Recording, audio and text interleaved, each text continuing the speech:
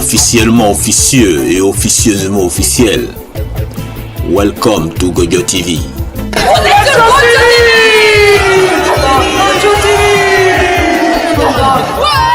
Yeah! Gojo TV, l'aventure.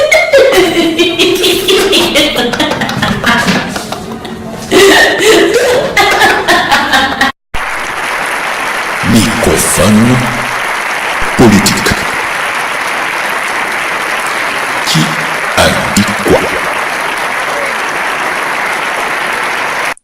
Elle s'appelle Salima El Moussalima. Elle est néerlandaise. Elle se définit comme avant-garde imam. On découvre. J'ai dit bonjour Salima. Alors, t'es imam. Oui. Comment est-ce qu'on devient imam? Comment est-ce qu'on devient? C'est par hasard que je suis devenue imam. Mais pas un hasard hasardeux. C'est un hasard qui est peut-être conduite. Parce que je crois dans comment dire en français? I believe that je peux parler anglais? I believe that God sometimes chooses for us. D'accord. So I believe that God chose me to become an imam. It was not planned. D'accord. T'es choisi quoi? Oui. Tu es appelé? Oui, voilà. D'accord. Et je viens d'une famille marocaine Hein? qui est dans les Pays-Bas. Hein? Et mes ancêtres, mon arrière-grand-père était le grand imam de Mesquita Central, qui était à Melilla, c'était dans l'Afrique du Nord, mais c'est espagnol. Et lui, il était le premier imam de cette mosquée qui est inspiré par le grand mosquée de Cordoba. D'accord. Donc c'est ça mon héritage. Et moi, je suis commencé à étudier de droit en Rotterdam.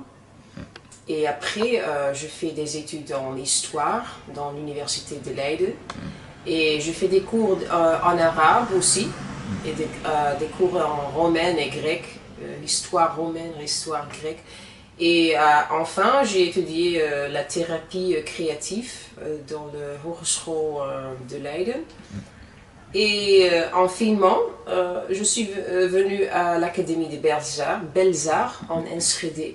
Et Enschede est connue d'être la plus, comment dire, cette académie est connue d'être la plus libre des académies en Pays-Bas. D'accord. Et moi, je suis étudiante là dans l'année de fin de l'année. Et je me suis spécialisée dans l'art spirituel, l'art musulman. Et je me suis intéressée dans l'islam pendant toujours. Et à ce moment, je suis un imam, je m'appelle moi-même un imam d'avant-garde. C'est quelque chose de nouveau parce qu'on disait, il y a des femmes qui disent, moi je suis un imam femme. Et moi je n'aime pas ce mot, être un imam femme, parce qu'il y a aussi des imams hommes, ça veut dire rien. Et donc j'ai choisi d'être un imam d'avant-garde et ça veut dire que je me spécialisais dans l'endroit de l'art et dans la culture de l'islam et la créativité qui vient de l'islam. C'est un grand héritage qui est pour mes ancêtres qui viennent de Cordoba et du Maroc et du Maghreb. C'est un grand héritage et je voudrais faire une modernité avec ça et les traduire dans le monde contemporain, le monde artistique d'aujourd'hui. Et c'est ça que je fais à ces moments. Oui, mais le milieu imam, c'est quand même assez compliqué, non? Oui. Est-ce que tu suis vraiment les règles des imams qui sont sur place ou bien tu es carrément à l'opposé? Moi, je suis pas, comment dire, un imam traditionnel, donc je suis plus libre, parce que les imams traditionnels sont dans leur harem, qui est le mosquée, donc ils sont là pendant les prières et pendant les sermons de vendredi. Et moi, être femme, je suis interdit d'être dans cet harem de mosquée. Donc, je suis plus libre. Je fais des projets dans l'autre côté, et pas dans la mosquée. Donc, par exemple, je fais des sermons dans l'université de Groningen. Un imam traditionnel ne peut pas faire ça. Donc, je fais des sermons dans les endroits universitaires, dans les livres. Il y avait un livre que j'ai publié et je fais aussi dans ce livre des sermons. Donc j'ai un public nouveau. D'accord. Comment ça s'appelle ton livre pour que si les gens le cherchent, ils peuvent te trouver? Le livre que tu as fait? Le livre, c'est un livre hollandais, il s'appelle Que le califat Light. D'accord. Et c'est écrit en hollandais. Et moi j'ai contribué avec 2 sermons dans ce livre. Et c'était un livre qui est très nouveau et avec beaucoup de gens qui ont contribué. Et moi je suis le seul musulman qui a contribué à ce livre. Comment est-ce que tous les musulmans du monde, comment ils te reçoivent? Quand ils découvrent que toi, tu es une femme et que voilà, tu es imam, et c'est quand même rare. Comment ils reçoivent ça? C'est très différent. Il y a des gens qui sont émouvés. J'ai vu une femme journaliste qui vient de Libye. Elle était très touchée de me voir. Elle a dit moi je suis très touchée, tu es une femme et tu es aussi une imam. Il y a aussi des gens qui sont un peu, comment dire, négatifs. Il y a 2 garçons dans l'internet qui disaient qu'est-ce que tu trouves de le hijab? Nous voudrons une réponse.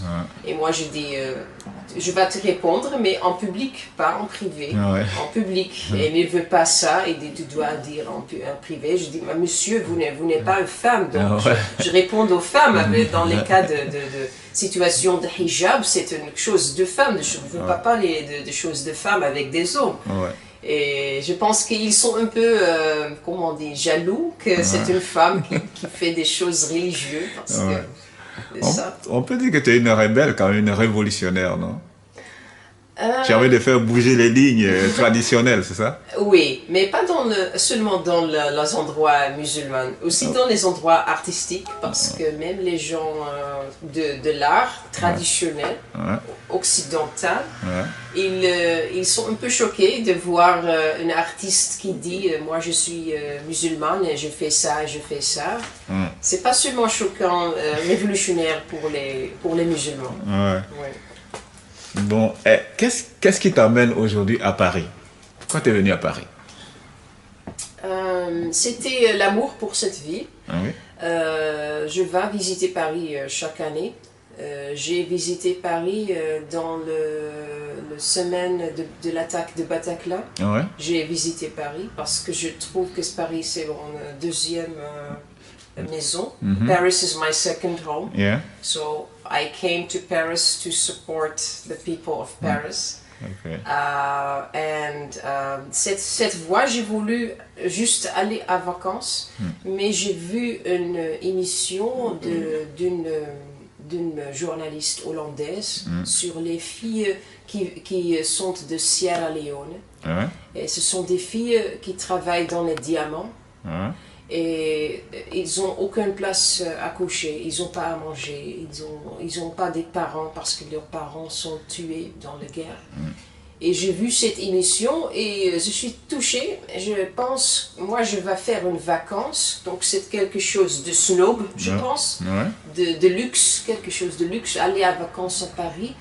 Donc je me sens pas bien à ça et après je vais penser, je dis non, je vais pas seulement aller à une vacance, je voudrais aller ici pour voir si Paris vraiment est la ville de l'amour, parce que je voudrais donner l'amour à cette fille de Sierra Leone. Et j'ai eu une idée d'aller à les endroits religieux.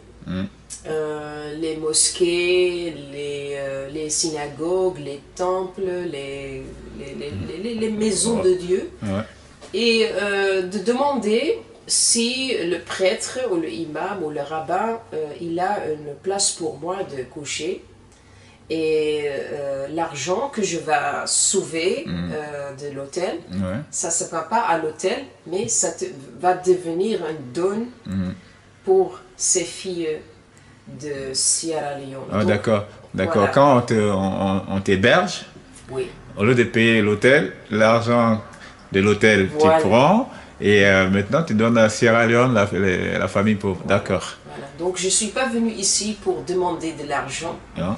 mais pour demander un cœur qui est ouvert. Pour moi, une étrangère qui demande de l'hébergement. D'accord.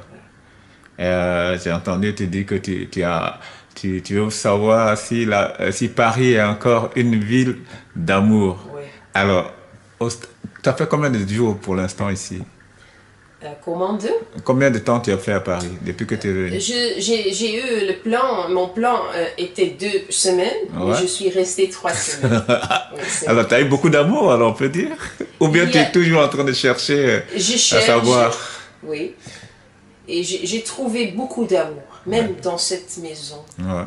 Et parfois, c'est pas dans les endroits religieux. Parfois, c'était seulement les gens de rue, les gens pauvres ou les gens avec un cœur ouvert qui voudraient aider ces filles de Sierra Leone. Donc, j'ai trouvé beaucoup de l'amour en Paris. D'accord. Ok. Donc, ton objectif, ça va, quoi. Oui. D'accord. Alors, qu'est-ce qu'il te reste à faire?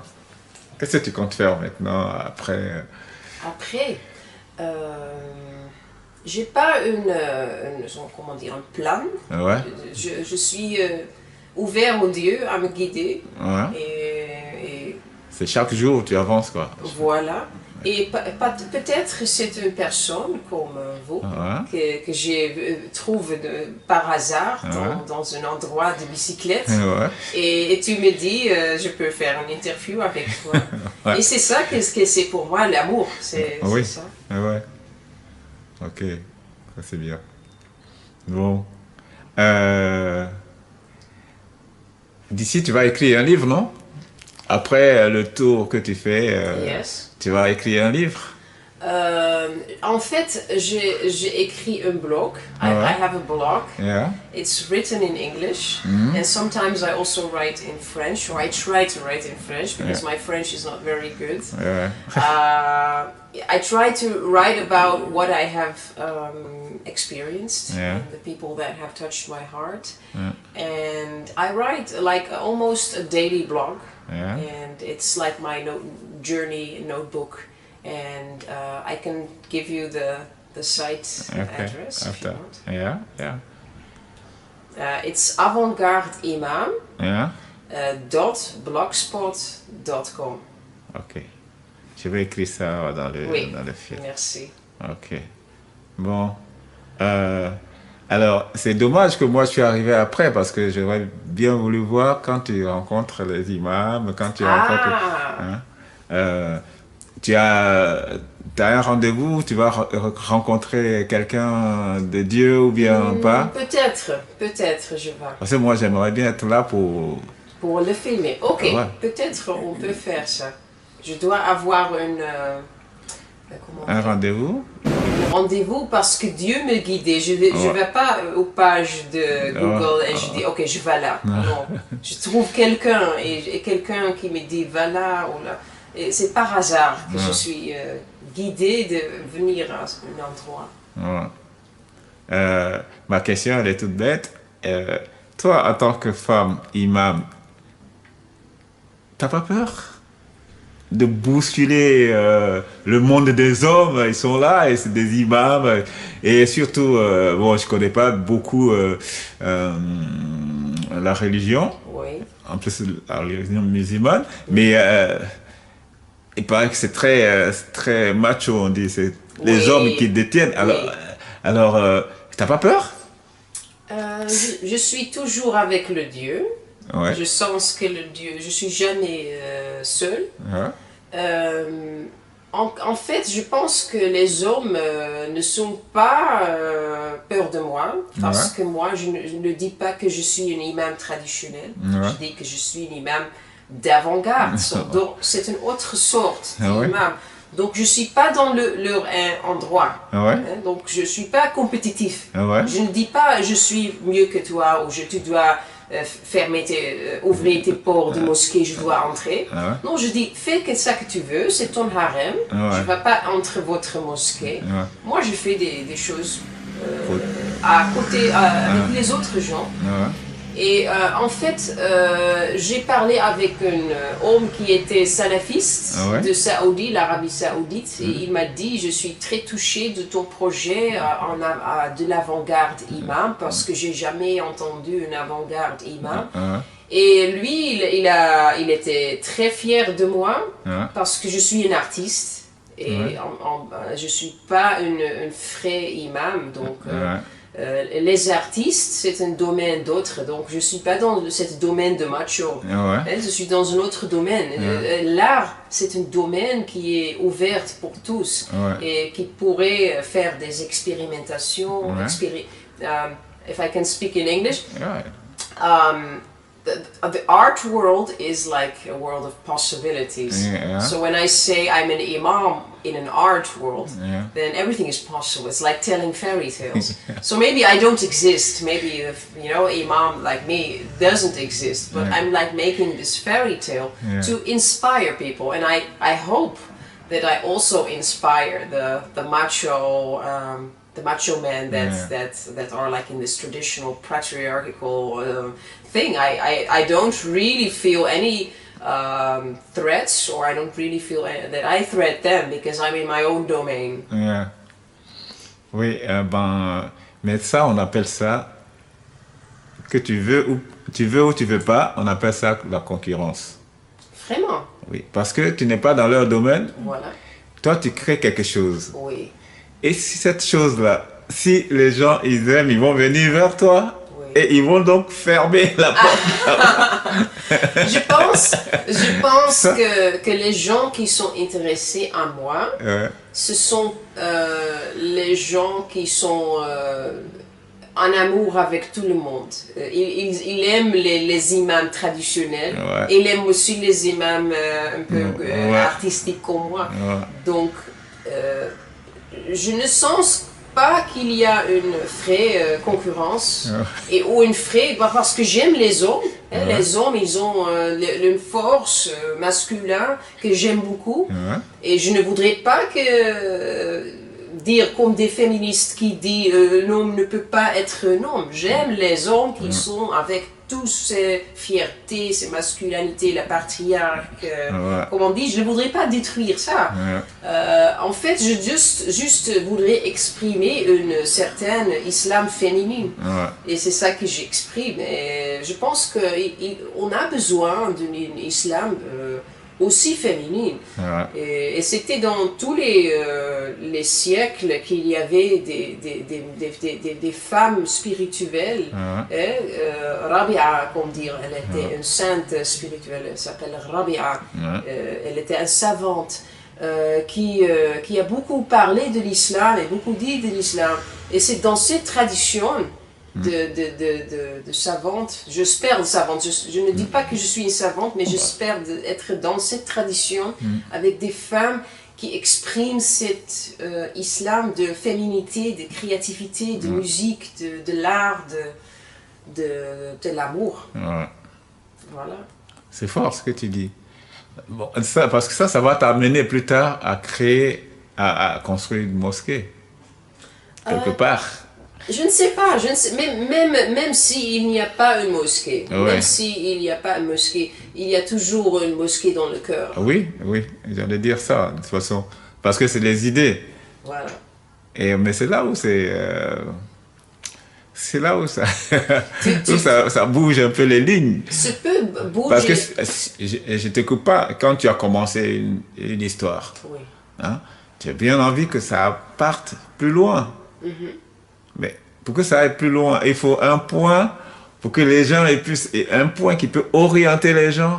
Alors, forcément, tu vas avoir une maison quelque part un jour. Peut-être je vais ouvrir quelques endroits qu'on s'appelle c'est une mosquée, mais c'est pas une vraie mosquée dans les traditions de mosquée. Non, mais c'est à ta façon, à ta manière. À ma façon, à la façon de féminité. Et peut-être je dis que c'est pas une mosquée, peut-être je dis juste c'est. Ça peut avoir un autre nom, juste un endroit de créativité, peut-être une académie ou une université ou je ne sais pas, même si c'est ma maison, c'est peut-être ma maison et je peux inviter des gens et parler avec eux et les aider. C'est ça mon but, d'aider les gens et mon but n'est pas de faire une mosquée ou de bouger les choses, je voudrais aider les hommes, c'est ça que je voudrais. C'est de l'aide, c'est pas de concurrence.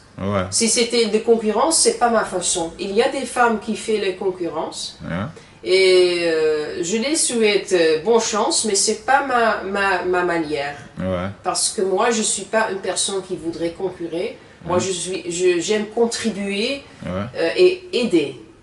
Donc, par exprimer une certaine force de femme, force de mère à la communauté. Quand il y a une personne pauvre, quand il y a une personne qui a rien, quand il y a une personne qui a besoin d'une sœur de lui parler, je voudrais être là. C'est pour ça que mon mosquée qui est online, mon présence online, je donne toujours mon email parce que je voudrais les gens de contacter avec moi.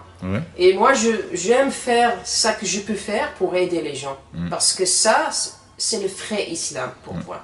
C'est pas faire des mosquées, faire des prières, faire des choses. Le vrai islam, c'est donner l'amour. Et c'est ça que je suis ici à donner. Inch'Allah. En tout cas, c'est fort. Merci.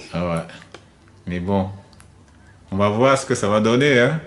Moi, je souhaite que ça grandisse et que tu aies beaucoup de monde autour de toi. Merci. Parce que le but, c'est ça. Quand on a une bonne nouvelle à dire, il faut qu'il y ait des gens pour écouter ce qu'on va dire. Bien sûr. Mais c'est là où c'est comme ça que ça se crée. Les religions, c'est ça. Parce que tu as une idée, tout le monde se retrouve dedans. Alors hop, on se met derrière toi. Et moi, je suis beaucoup flatté, j'aime beaucoup ta démarche en tout cas. Merci. Et est-ce que tu as... Moi, j'ai parlé de ce que je pouvais. Est-ce que tu as un message spécial à lancer? Moi, je n'ai pas posé la question dessus. Est-ce que tu voulais dire quelque chose de précis? Oui, j'ai.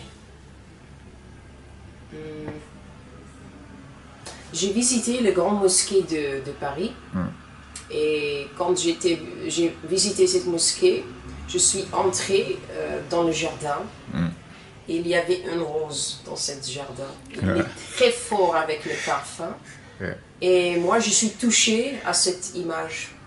Moi je suis artiste, j'aime les images, donc j'ai vu cette image d'une rose, une seule rose dans une grande mosquée, dans le quartier.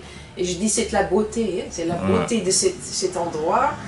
Et pour moi, c'était ça mon message, cette beauté de cette rose. Qui juste, c'est très fragile cette beauté. C'est très fragile, mais c'est là et c'est très fort. Et je suis touchée de cette image. Et après, je suis venue à une placate et j'ai vu une carte dedans avec des fleurs. Et il y avait une expression dans cette carte dans 3 langues, turc, arabe et français. Et il disait, comment on disait, quelque chose qui parle de l'amour. Il parle que Dieu est l'amour. L'amour, c'est Dieu, c'est divin. Et ça, pour moi, c'était le message de cette rose et aussi de cet endroit de beauté qui était... Ça t'a vraiment marqué la rose, non? Oui. Pourquoi? La rose, c'est la simplicité, je pense. C'est la simplicité de la communication de cette rose. Il ne parle pas, il ne dit rien, parce que les imams, ils parlent beaucoup. Ouais. Les prêtres, les rabbins, et tous, ils parlent beaucoup. Mais cette rose, il dit rien. Il juste laisse cet parfum. Et c'est ça qui est le symbole de jardin, de paradis. Ouais. Donc, il ne faut pas beaucoup de paroles pour ça. On n'a pas besoin. Voilà, il n'a pas besoin, voilà. Donc, c'est ça qui m'a touché très beaucoup et c'est ça mon message. Ouais. Alors, toi, tu fais un peu... Pourquoi tu... Parce que ton idée est noble.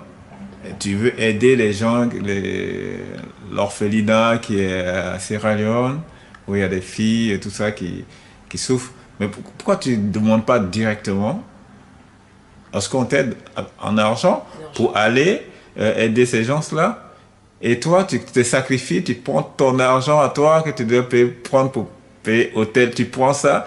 Est-ce que tu penses que ça peut suffire là? Parce que si tu as fait deux nuits d'hôtel, que tu n'as pas payé, tu prends cet argent-là, en quelle année tu vas arriver à aider les gens que tu as envie d'aider vraiment, avec ta démarche? Donc ton question est pourquoi tu ne vas pas aller les églises et les places de Dieu de demander s'ils voudraient te donner de l'argent? C'est pas vraiment ça, parce que les églises et tout ça, c'est... Parce que ce que tu fais, c'est en parallèle, si tu veux. Même pourquoi tu demandes pas directement à tout le monde, à ceux qui veulent? Voilà la question. Tu as raison de ça, mais j'ai pensé, on doit commencer avec les gens qui sont dans les endroits religieux, parce que c'est eux qui parlent de Dieu, de l'amour, de donner de l'argent et de donner pour les pauvres. Et quand eux ne peuvent pas m'aider, donc c'est un grand message. Et après, je peux demander tout le monde. Mais le symbolisme des endroits religieux, c'était plus grand. Parce que c'est eux qui sont des professionnellement, c'est leur métier de faire le travail de Dieu. Donc cette question, c'est plus touchante quand tu vas au prêtre, quand tu vas au imam, au rabbin. C'est plus touchante que quand tu vas à une personne dans la rue qui a son propre chose à faire. Donc c'est ça pourquoi j'ai demandé l'église, parce qu'ils sont les spécialistes. Ils sont les spécialistes. Donc je pense, est-ce que c'est juste les paroles ou c'est le parole et le faire? Et c'est ça le difficile. Le parole, c'est pas difficile. Mais le faire, c'est difficile. Bien sûr. Et c'est ça, c'est mon curiosité. Est-ce que la parole est le même que l'action? Est-ce que c'est le même ou non? Et parfois, c'était le même. Parfois, j'ai vu des églises qui sont vraiment... leur parole et l'action, c'est le même. Mais je vois des endroits où la parole et l'action, c'est pas le même. C'est juste la parole. Tu as beaucoup de travail à faire, alors. Hein?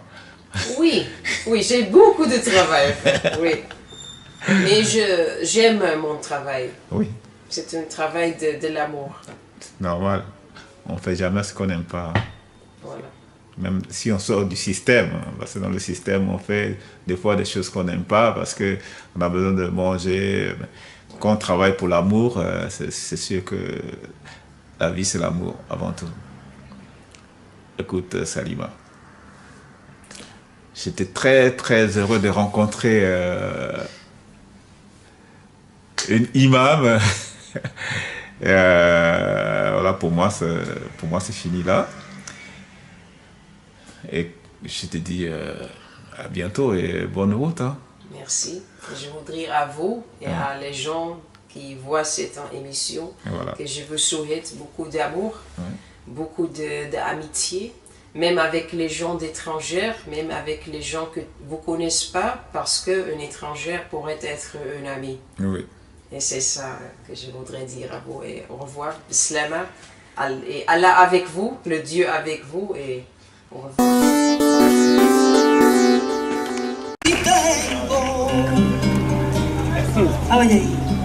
El corazón tan profundo y no le temo al destino ni al tiempo porque me siento del mundo, pero hasta tierra yo la llevo muy dentro, aunque yo sea del mundo. Ale, ale.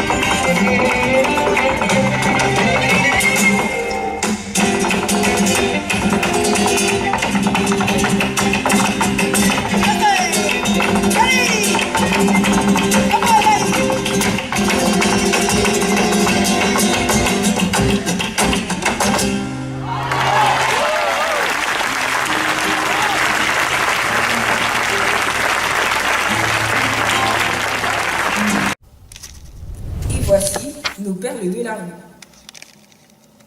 Je te dis mon nom déjà, Igor Sheremetyev. Ouais. Si t'es intéressé par le freestyle slalom, bah, tu cherches Igor Roller si t'as la flemme d'écrire Sheremetyev parce que c'est pas facile. Ouais. Et puis tu trouveras plein de vidéos. Ok, merci Igor. Ciao mec. Ciao.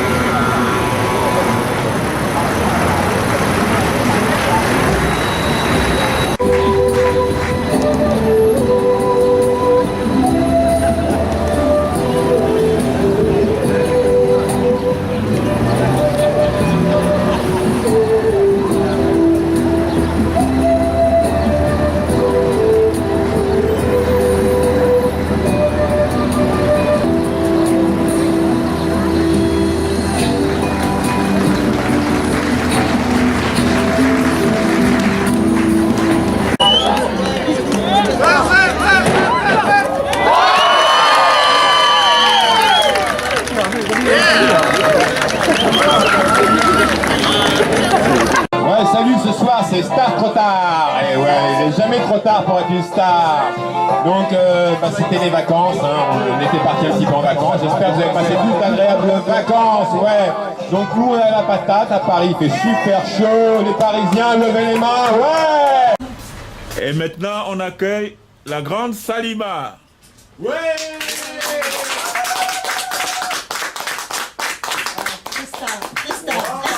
Mexico, I love you. Oh, Mexico, I love you.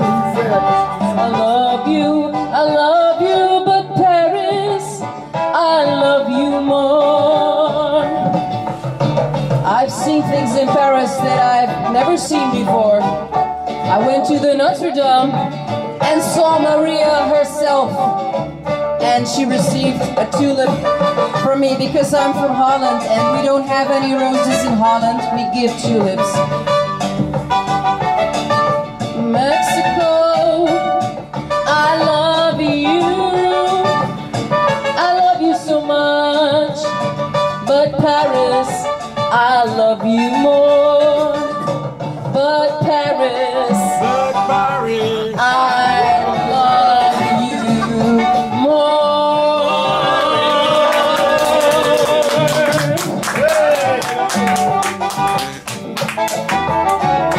Nous sommes tous un peu d'horizons différents.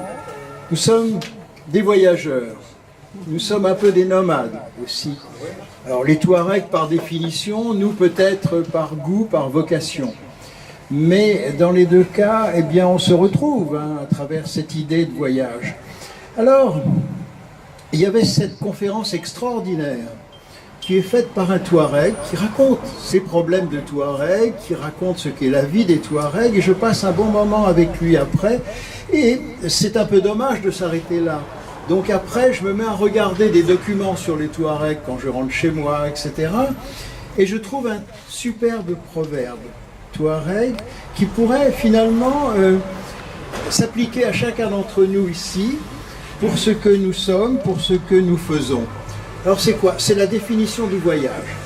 Et ce Touareg dit, le voyage, c'est d'aller de soi à soi en passant par les autres. Et c'est quelque chose qu'on va retrouver ici à travers la magie d'être ensemble. Voilà ce que je voulais dire pour relier cette idée de voyage à nous aujourd'hui. Bravo. Merci Olivier. Il y avait dans le message d'Olivier beaucoup de spiritualité. Ah oui. Ouais, ce soir c'est assez spirituel, c'est vrai. Et alors, qu'est-ce que tu voulais dire en plus dans le micro? Non, mais je parlais de ce message. Je ne sais pas si vous l'aviez interprété comme ça, si vous l'aviez ressenti comme ça. Il y avait beaucoup de spiritualité dans le message d'Olivier. C'était très beau. C'était très beau. C'est une... Voilà. Je ne peux pas en dire plus parce que c'est beaucoup de spiritualité. C'est tellement beau. Et ça nous a fait voyager dans le temps. Ce soir, c'est soirée émotion. Et nous rappeler certaines valeurs quand même. Oui. Il y en a. Oui, il y a Pijac aussi. Heureusement qu'il y a Pijac qui nous a ramené certaines valeurs, hein, les billets de 100, les billets de 200, hein, ça c'est des vraies valeurs, hein, Michel. Pijac va nous sortir un billet de 500 €. Attention, concentration. Pijac, un billet de 500. Spécialement pour la dame en rouge. Voilà, un billet de 500 pour la dame en rouge. Elle a dit on va punir par un billet de 500. Alors regarde. Oh. C'est tout fait. Remettez les lunettes là. Oh non! Oh non! Oh non! Ah, sacrilège! Ah, punaise! Ah là là là là! Ah là là là là! Ah là là, mon cœur! Ah là là!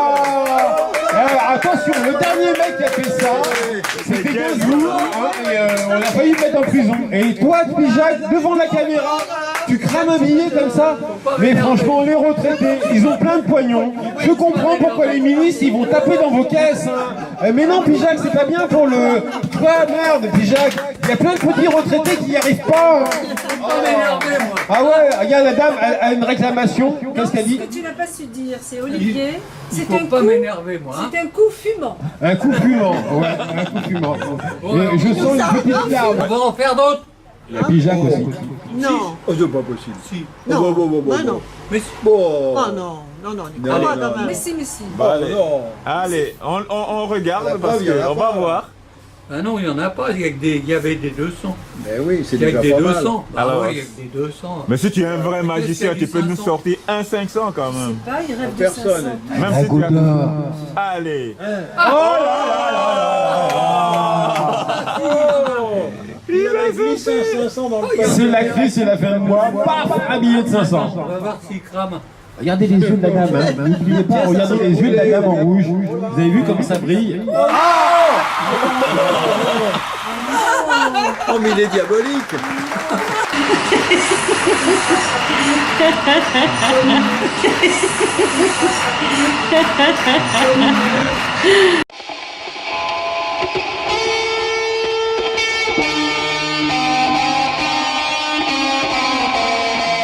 Enquête parallèle. Aujourd'hui, je retrouve pour la suite de notre entretien Monsieur Maurice Bloch, anthropologue. On continue. Alors tu me demandes des questions à propos de moi, de mon travail. Oui.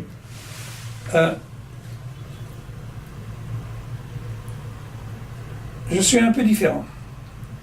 Ah. En tout cas, je suis vieux. Donc, je suis très vieux, oui.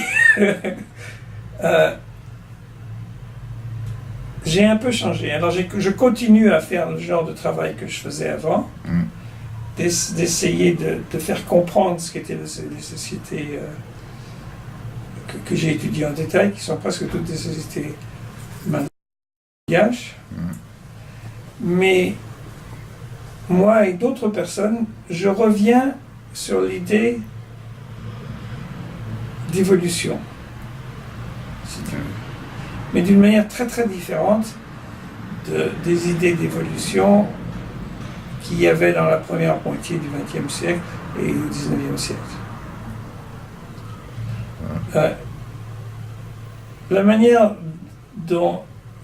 Alors, en partie, je trouve que d'avoir abandonné toute idée d'évolution, simplement, de montrer simplement que les gens sont différents, ne mène à rien. Et aussi, ça n'intéresse pas les gens. Ça les intéresse, mais si tu veux, c'est de l'exotisme qui les intéresse. Dans ce cas-là, ils veulent des sociétés complètement exotiques. Là. Et moi, je me réintéresse à l'évolution, mais pas du tout comme les évolutionnistes de la première moitié du XXe siècle et du XIXe. Parce que, et alors je m'intéresse aux choses qui les intéressaient, l'archéologie, la linguistique, les variations physiques, par contre ça m'intéresse pas beaucoup. Mais la manière dont je vois l'évolution, qui est beaucoup plus... La manière dont on pense l'évolution maintenant, c'est pas une question de mettre une telle société supérieure à d'autres, mais à penser l'évolution humaine comme commençant avec un tout petit groupe. On a tous les mêmes ancêtres, mais partant dans différentes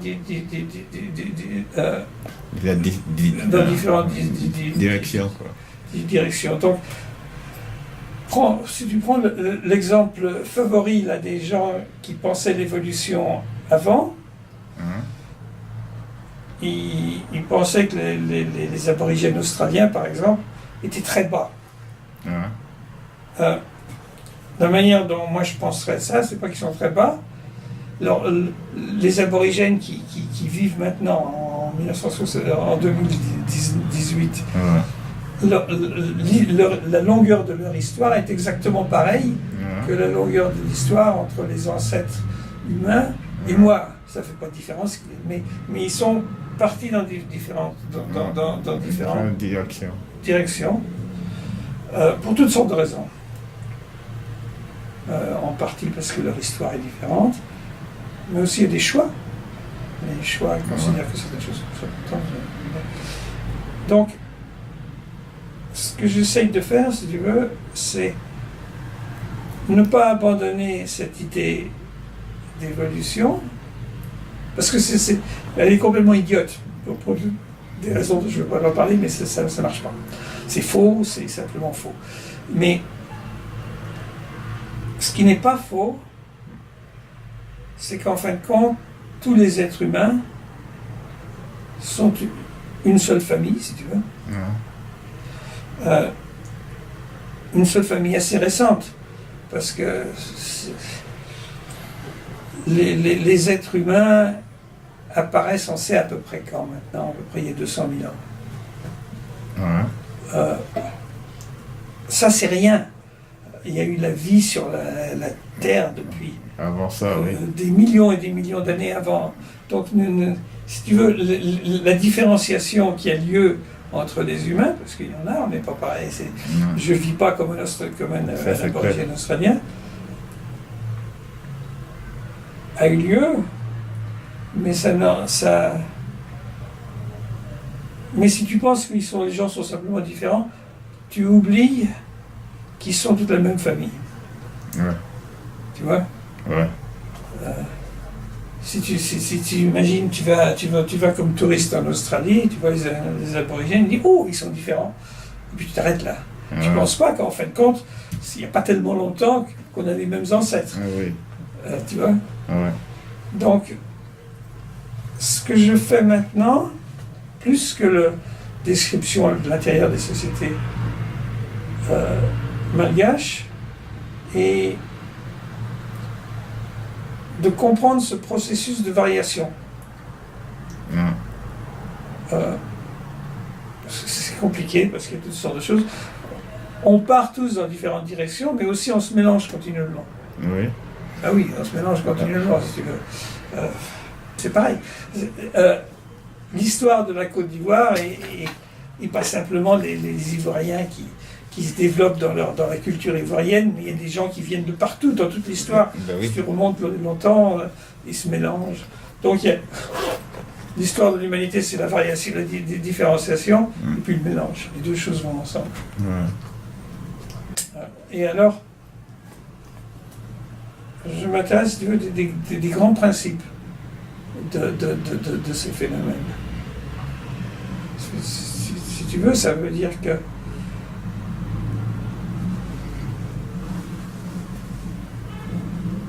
c'est pas que nous avons des choses en commun, nous partons tous du même point. Ouais. C'est pas la même chose. Non. Parce que de dire on a des choses en commun, parce que c'est évident, c'est évident qu'on a des choses en commun. Mais ça mène à dire les gens sont deux morceaux, si tu veux. Il y a un morceau universel humain et puis un autre morceau en plus qui est leur culture ou leur histoire. Ouais. Mais ça, c'est pas vrai. On est ensemble.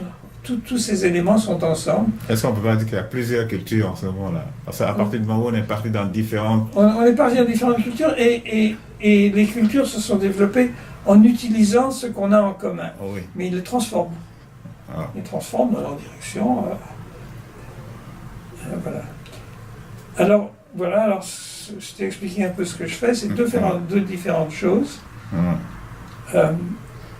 J'ai essayé de l'expliquer dans l'histoire de l'anthropologie.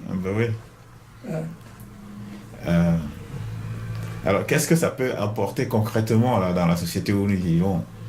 Toutes ces recherches, hormis qu'on est quelque part pareil et en même temps on est pas grand-chose. Ouais. Pas grand-chose.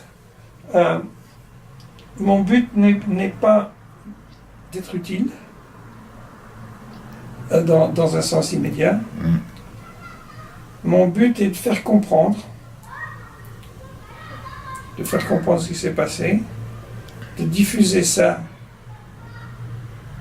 ces idées, qui je crois, et aussi, alors c'est utile d'une certaine manière que ça éloigne des idées dangereuses qui sont fausses.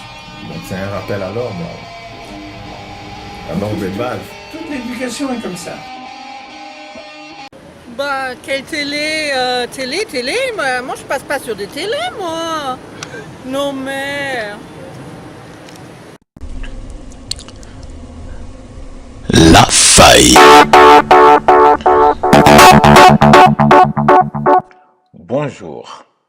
Pourquoi dit-on que la sagesse appartient aux personnes âgées alors que nous voyons de temps en temps des jeunes s'asseoir dans le fauteuil des hommes sages? Bienvenue à Transmission, le journal officiel des www.web. La Cour. Être sage n'est pas synonyme de personne âgée. On a coutume à dire que la sagesse appartient aux personnes âgées parce que souvent, quand une jeune personne se retrouve dans le fauteuil des personnes sages, la jeune personne oublie très souvent la sagesse. D'accord. Le fauteuil à lui tout seul ne suffit pas. À bientôt pour une autre idée. Au revoir.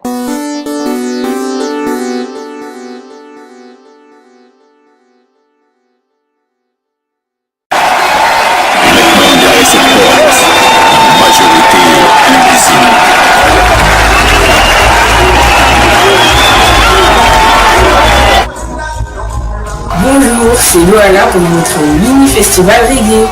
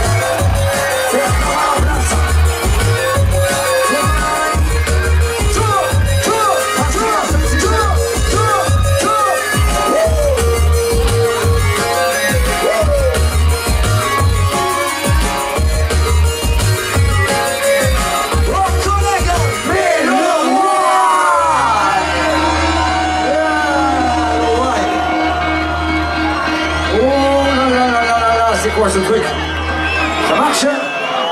Marche la guitare? Ah ben c'est bon, la guitare ça marche. Bienvenue Gojo TV, I Love Song Radio. Bonjour Yanis. Comment ça va? Ça va et toi? Mais moi ça va super bien. Une constante chez toi, c'est toujours ton sourire. J'adore ton sourire.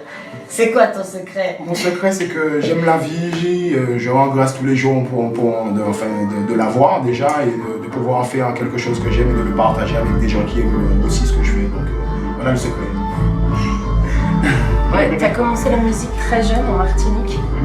Quels sont les meilleurs souvenirs que t'as dans la musique? J'ai eu peur hein, sur le coup. J'ai eu peur que tu me resitues dans le temps. Ah non, je me permettrai pas. Alors, les meilleurs souvenirs que je peux avoir dans la musique, ce serait déjà ma première scène. Parce que, en fait, à la base des bases, j'ai jamais particulièrement voulu faire de la musique. J'ai toujours été un kiffeur de son, comme beaucoup.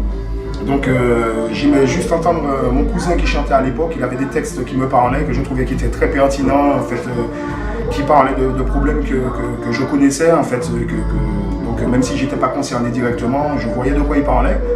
Et donc ça me parlait, et j'étais attiré par ce style musical en fait qui abordait des thèmes concrets. Donc j'étais un aficionados tout simplement, jusqu'au jour où tellement je connaissais les morceaux par cœur. En fait, on m'a annoncé sur scène, on m'a dit tu chantes tel morceau, j'ai fait mais non, on m'a dit mais les gens ils t'attendent déjà donc t'as pas le choix. Donc ça a été déjà un très fort souvenir que je pense que je n'oublierai jamais, qui sera gravé à jamais dans mon cerveau, dans ma mémoire. Après, j'ai eu la chance de croiser beaucoup d'artistes dans ma courte carrière quand même. J'ai eu la chance de croiser beaucoup de grands artistes que j'écoutais quand j'étais plus jeune aussi. Donc qui m'ont inspiré, qui m'ont donné envie de faire de la musique aussi, en fait de continuer en tout cas. Et Donc voilà, j'en ai encore. L'un des plus récents, ce serait le premier show que j'ai fait en Martinique après un bon moment, après une longue période, comme au moins 10 ou 15 ans, où j'avais pas fait mon vrai show. Bon, j'avais fait des petites prestations comme ça, mais pas un vrai show avec toute mon équipe avec laquelle je tourne partout. Donc on a eu un très très bel accueil, vraiment que j'avais eu la chance de vivre dans d'autres pays. Et là c'était différent, là, de le vivre chez soi à la maison, c'était vraiment... ça va rester aussi gravé dans la mémoire, très très fort. Attends, tu dis petite carrière, mais quand même, je crois que cette année ça fait 20 ans. 30. 30 Et tu dis petite carrière. 30, ça fait 30. Quel bilan tu fais? Non, petite, je parle petite au niveau du public, du grand public, pas que des aficionados, de ceux qui écoutent que du reggae ou quoi que ce soit. Donc je ne peux pas prétendre avoir une grande carrière ou quoi que ce soit. Effectivement, je fais de la musique depuis que je suis très jeune, donc à l'heure d'aujourd'hui, je peux dire que ça fait partie de ma vie, parce que j'étais encore... j'ai commencé, j'avais 10 ans. Et j'ai commencé à faire des scènes et à tourner, j'avais à peu près le même âge. Donc ça fait partie de ma vie, de mon organisme, de tout mon fonctionnement et de tout mon être. Mais bon, je n'aspire pas spécialement à plus au niveau où mon objectif n'est pas de me faire connaître de la terre entière ou de quoi que ce soit, c'est juste de passer le message au maximum de personnes.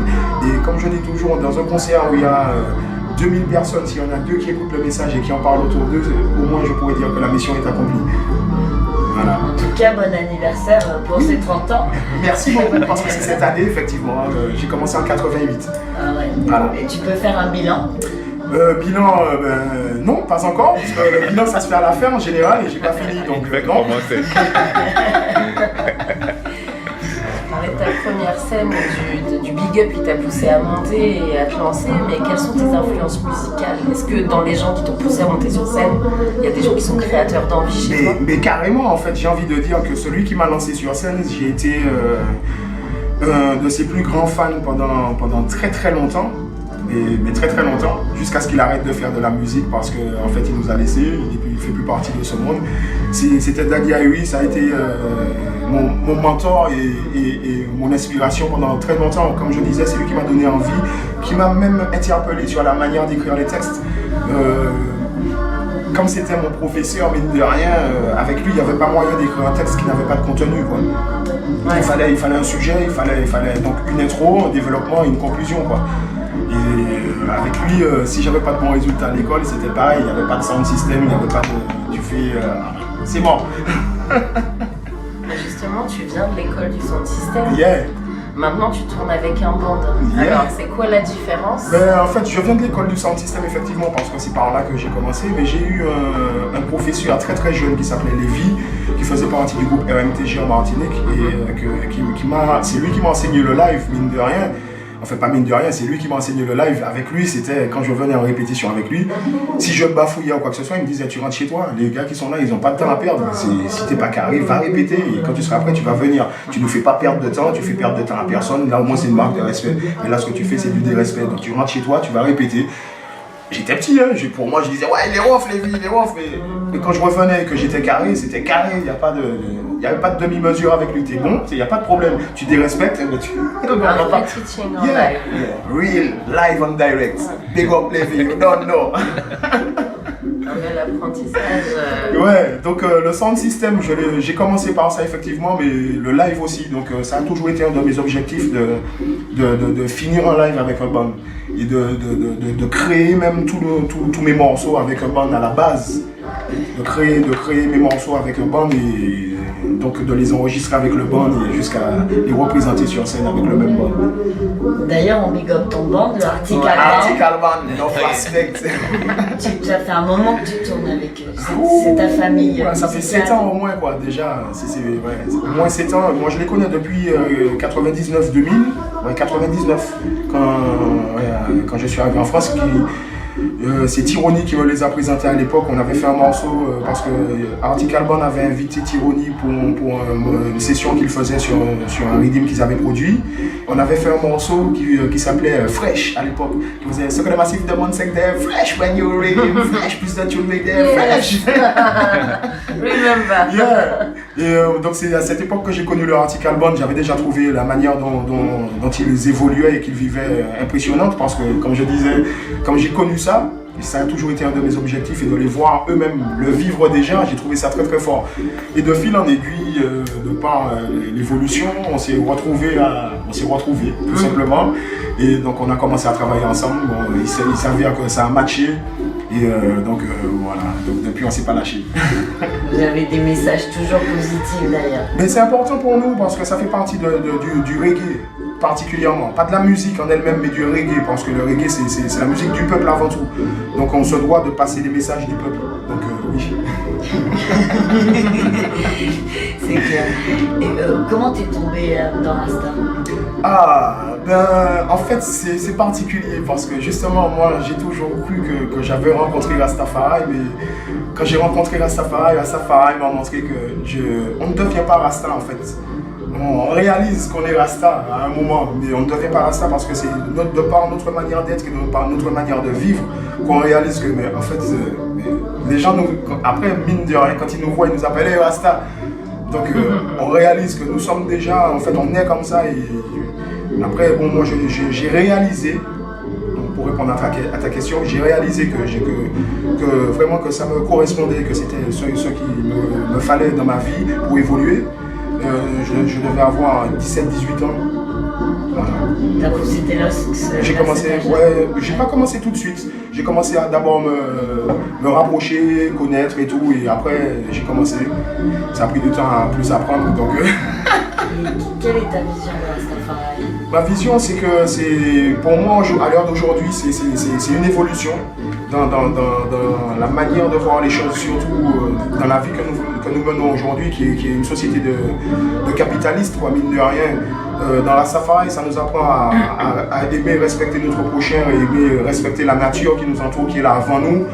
Donc à avoir des comportements et des responsabilités et comment dire, bon, profiter aussi de tout ça, mine de rien, mais il n'y a pas tant de restrictions que ça. La restriction, c'est le respect, quoi, tout simplement. Donc pour moi c'est ça la vision, c'est l'évolution, c'est apprendre à vivre libre et apprendre à respecter ce qui était là avant nous. Donc la nature, la terre-mer. Tu fais partie d'une maison Rastafari? Non, en fait, moi je viens de l'école Guanacongo en Martinique. C'est là que j'ai tout appris à Rastafari. Après, j'ai check beaucoup de grands frères Rasta qui m'ont appris aussi, enfin qui ont partagé avec moi leurs connaissances, leur expérience, leur point de vue tout simplement. Donc je n'appartiens à aucune attache particulière. Je revendique effectivement que je viens de Guanacongo parce que c'est la réalité, c'est cette école qui m'a fait grandir, qui m'a appris tout ce que je sais sur Rasta à la base. Mais moi là-bas je suis contre tout ce qui est religion ou quoi que ce soit, parce qu'une religion pour moi c'est une arme de guerre. C'est vraiment une arme de guerre, donc moi je suis pour la foi, pas pour la religion. Parole de Sa Majesté. Yes. Parole de Sa Majesté. Yes. T'as des influences musicales qui t'ont fait développer ton sens artistique, mais je pense qu'il y a aussi des influences littéraires. Est-ce que tu pourrais nous dire des auteurs qui t'auraient inspiré, un style? Oui, alors il y a Aimé Césaire que j'ai étudié, effectivement. J'ai appris par d'autres, par des amis, donc par l'expérience de la vie, j'ai appris l'existence et le travail de Cheikh Anta Diop. Et donc ensuite, j'ai élargi le panel après sur d'autres auteurs. J'ai lu beaucoup un philosophe qu'on appelait Umram. Et là, mon livre actuel, je suis en train de lire le dernier livre de Kémy Séba.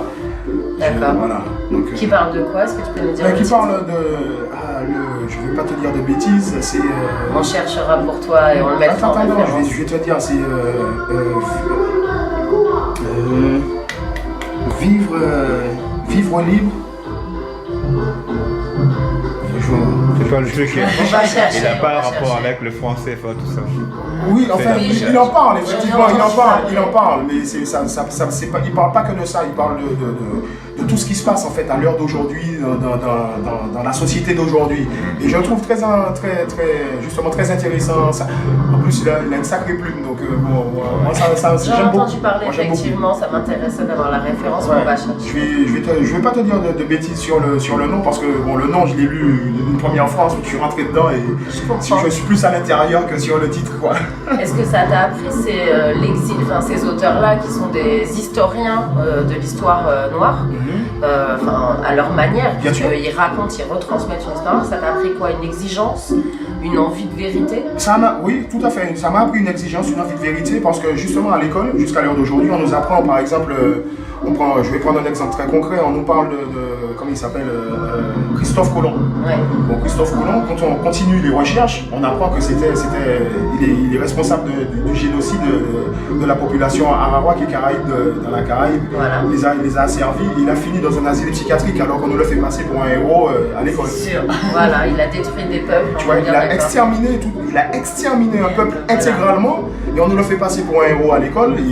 Donc c'est grâce à la connaissance de ces auteurs-là que j'ai appris la vérité, quoi, tout simplement. Parce qu'on apprend que la vérité n'est pas celle qu'on nous enseigne.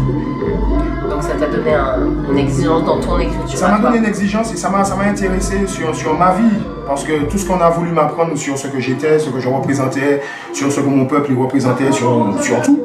Et donc ça m'a intéressé parce que je me suis dit, mais en fait, non. Parce que ça n'a rien à voir avec ce que je suis. Bon, quand j'étais à l'école, on m'apprenait vos ancêtres, les Gaulois. C'est ça. Alors que... on nous apprend la même chose. Oui, je suis d'accord qu'on apprenne ça ici, en France. Mais bon, par exemple, tu peux pas aller en Afrique et apprendre aux Africains que nos ancêtres les sont Gaulois. aussi africains. Mais bien sûr, mais ça on n'apprend pas ça en on est Europe. Bien d'accord. Voilà. D'où justement je me dis, il y a un souci, parce qu'on nous apprend une vérité qui n'est pas vraie, et la vraie vérité, enfin on nous apprend une histoire qui n'est pas vraie, pardon, parce qu'une vérité c'est la vérité. Ouais. Donc on nous apprend une histoire qui n'est pas vraie, et la vérité en fait elle est complètement cachée, et c'est tabou carrément, presque. Parce que dès qu'on en parle, c'est ouais, toi t'es pro-ci, t'es pro-ça, je suis pro-vérité. Je suis pro-vérité. Je suis pro rien à part la vérité et pro justice, ouais. Donc voilà. Yes. Tu fais pas mal de dates en ce moment. Donc ce soir c'est le Reggae Session Festival. Yeah. T'as vu l'endroit? Ouais, magique. Comment tu te sens ici? Ben, je vais pas dire que je me sens bien parce que j'ai jamais vécu un château, mais c'est particulier, c'est spécial, c'est nouveau. On est bien accueillis. Ouais, par contre, l'accueil est génial. L'accueil est génial. Mais j'ai un problème avec tout ce qui est les anciennes constructions, pierres, tout ça. Je suis pas spécialement à l'aise dedans. C'est pour ça que je suis plus à l'extérieur, que je prends la vibe avec tout le monde à l'extérieur. Vibe. Ouais. Mais par contre, génial. J'ai visité, j'ai vu les œuvres et tout, elles sont magnifiques. Donc je pense qu'il y a une sacrée histoire derrière tout ça, je pense. Et bon, avec le fait de franchir la porte d'entrée, on sent qu'il y a une histoire. Donc, et quand on commence à évoluer un peu dans la place, on voit tout le travail qui a été fait. Moi, je pense que c'est le travail de toute une vie, tout simplement, pas que d'une période. Donc au niveau artistique, mon point de vue artistique, c'est magnifique. Mais je ne vivrai pas dedans. C'est un peu moyenâgeux. Ouais. Non, j'ai aucun problème avec la période moyenâgeuse ou quoi que ce soit, c'est la pierre. La pierre, elle est spéciale, la pierre, elle garde beaucoup de choses. Ouais. Voilà. C'est ancien. C'est ancien, mais des fois, tu entends des choses qui te sont pas destinées. T'as un petit rituel avant de monter? Non, aucun rituel, c'est Jah, c'est tout. Tu vas. C'est Jah, mission of Jah, mais dépend de mission. C'est tout. On peut parler de ton label un peu Legalize It. Oh, c'est plus mon label ça. Oui, mon label c'est Countdown Music. Maintenant, oui. Donc, t'as créé donc 2 labels, celui-là, Legalize It à une époque. Voilà. Ah, mais j'étais pas tout seul, nous étions 4 à l'époque. Et pourquoi t'as eu envie de créer un label? T'as subi des censures? Enfin... Non, c'est pas par rapport à ça du tout. C'est par rapport à l'envie d'expérience nouvelle au niveau où je me suis dit que j'ai vécu une certaine partie de ma vie en étant justement le produit de différents producteurs, quoi, justement. Enfin, donc essayer de passer en tant que producteur et produire un peu ma propre musique, j'étais intéressé de voir ce que ça représentait et pour pouvoir comprendre aussi certaines exigences de producteurs, tout simplement. Donc c'est plus de la curiosité que de la mauvaise expérience. Voilà. Pardon. Est-ce que tu aimes être sur la route? Est-ce que j'aime ça? Ouais. Ah ouh là là, mon Dieu, je suis à la percussion. Tu tournes à ça? Ah ouais, vraiment. C'est-à-dire que quand on n'est pas sur la route, ouais, ça me manque, ouais, vraiment. Ouais. Et je préfère la scène de tout temps, hein, ça a toujours été comme ça, par rapport au studio. Parce que le studio, je trouve que c'est très personnel en fait. Et moi, j'aime le partage, j'aime l'échange, j'aime quand c'est spontané. Je vois quand ça parle au public ou pas. Si ça parle pas, bon, ben, on switch, on passe à autre chose. Tu vois, on reste pas dessus, on s'éternise pas.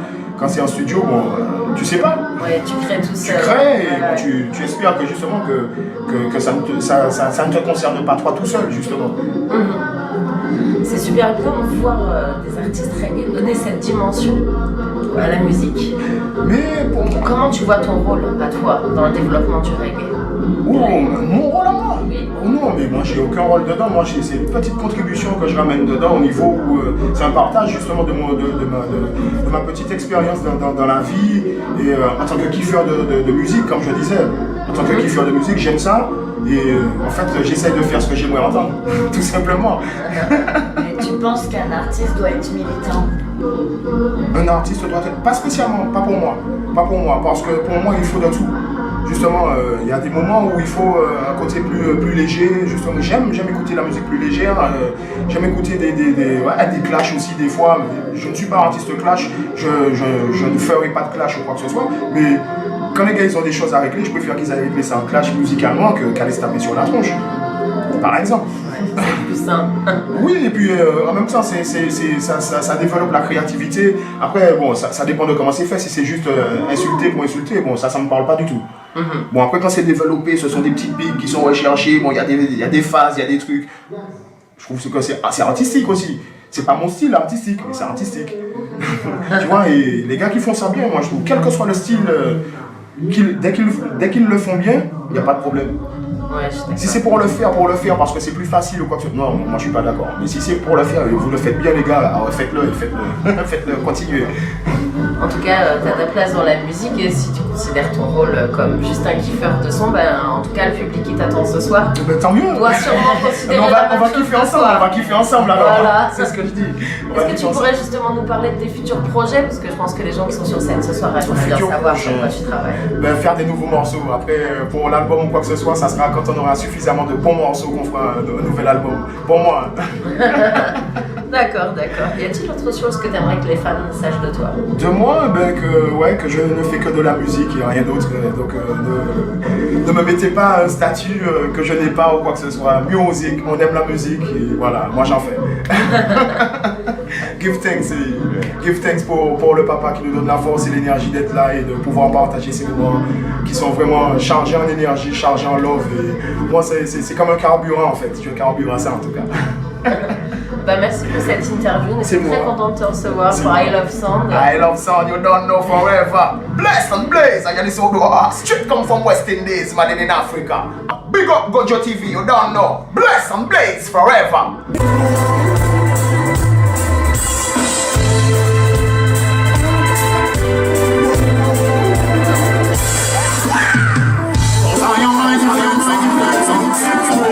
Cette mélodie qui m'appelle, les salles vont évidemment, c'est d'oublier, c'est ma mère, c'est des salons de ce thème.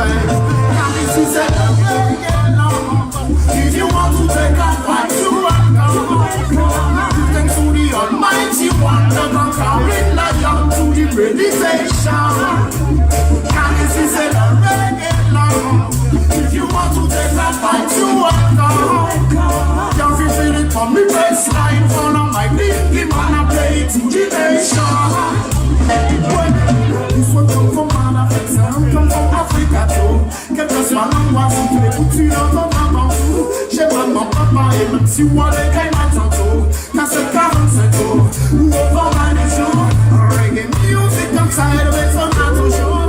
Un lyrics comme ils se sentent à leur discours. J'aime comme elle tourne dans ma tête, un ami comme le jour. Donc je suis son parcours. Car ici c'est le reggae long. If you want to take a fight, you welcome.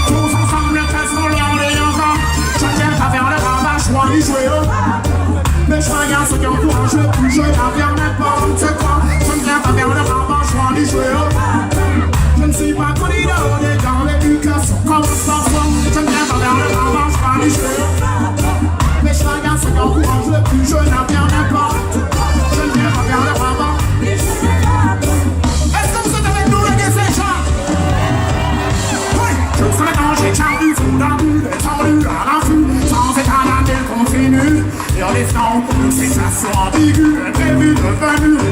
Messieurs et dames, c'est l'école des nues. Par la peine d'être tout le temps sur le dos. Et je n'aime pas pour être idiot. Je respecte les voyous. Dedication time. Take it down de son pinceau. Pas la peine de le faire beau.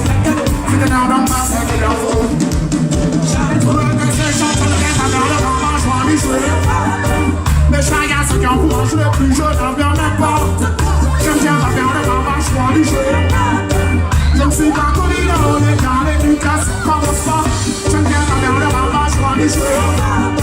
Mais chacun ce qui encourage le plus jeune n'en même pas. Je ne viens pas faire le grand manchement du cheveu. Est-ce que vous êtes encore avec nous?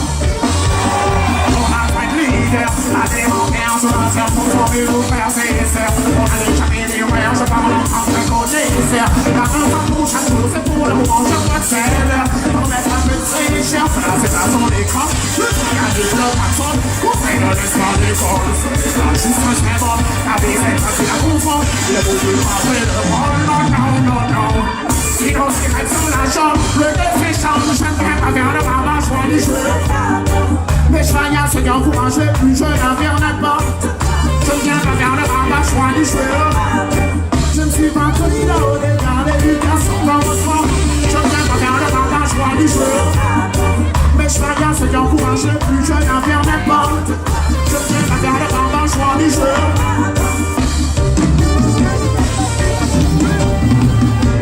Maintenant j'ai déjà vu trop d'abus, elles ont eu un influx. Sans état d'âme, ils continuent.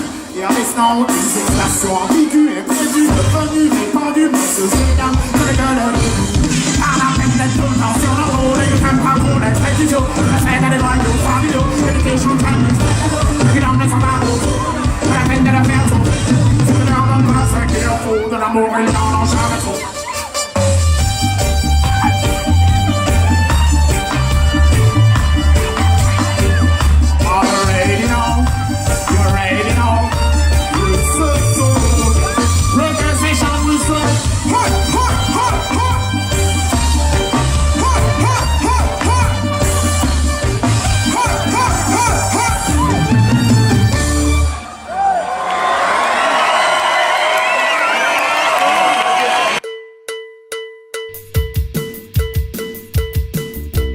À bientôt sur Gojo TV.